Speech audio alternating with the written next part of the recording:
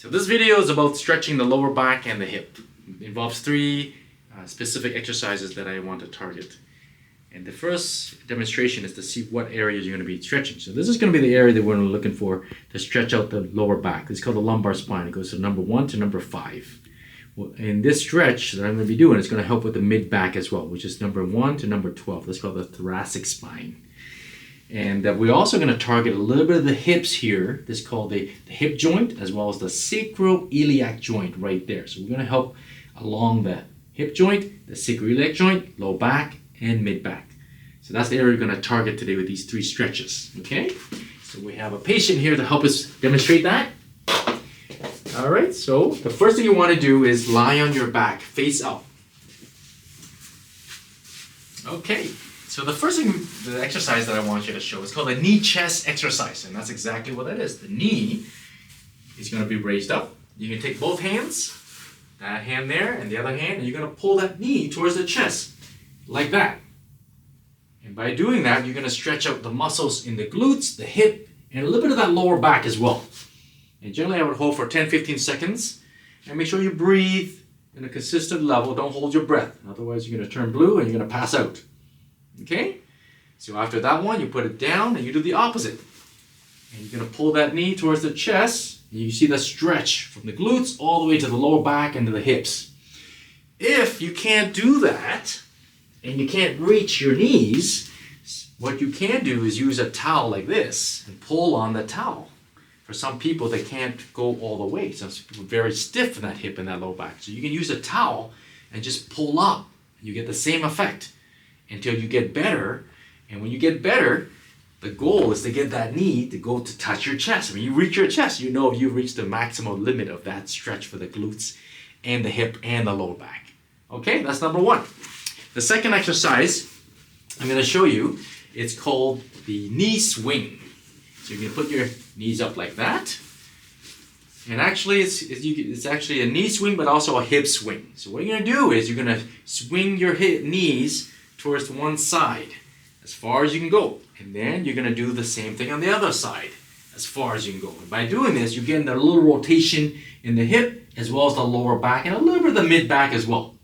Okay? So generally you go back and forth. We try to do, up to 10 to 20 to 25 each side. And that will get that rotation. Once you get good at it, you can go a little bit faster and get that motion warmed up, and then the muscles will get looser, the joints will get looser, and you feel the blood flowing, and you can feel your hips and your lower back be all flexible once you're done with this stretch. Okay?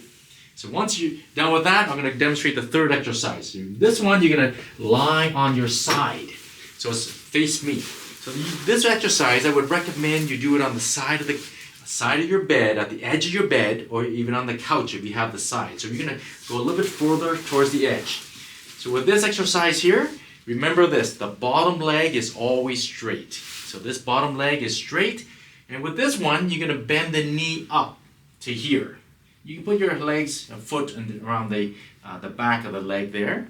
So what this arm will do is you're going to basically use this hand, push on that knee, and push it down towards the ground. And you're going to feel that stretch towards the hip as well as the lower back. But here's how you accentuate this stretch. What you do is you take this arm and go across the other way, and your head turns the other way, and you're trying to pin that shoulder towards the ground. So now you're getting a complete torque. Now the knee gets pressed down. That will get the piriformis, the hip muscles along the glutes. You're going to get the low back here. You're going to get the mid back, and also you get a little neck. So this is a very good general stretch. A lot of yoga people love this stretch because it's a general stretch for the whole spine and the hips. Again, hold it for 10-15 seconds or longer if you need to. And make sure you breathe deep breaths and breathe evenly. Don't hold your breath when you're doing any of the exercises. But the important part is, you see the knee is below the hip. It's on a decline. Some people are so stiff that their hips are either above the ground or horizontal to the ground. Ideally, you want to be on a down slope. That's when you know that muscle is actually not too tight. So in this patient is actually very loose because you can see the downhill slope of this hip. Okay? So you can do the other side too. So you do the other side, you go to the edge of the table, bottom leg straight again, and then the knee goes up. This hand will press down towards the floor. This shoulder goes the opposite direction, and your neck and rotation to that way.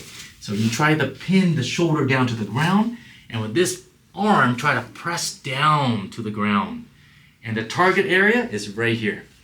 The piriformis muscle, the glutes, the lower back, mid back, and also the neck because of the rotation component. Okay? And that's 3 stretches for your low back and hip.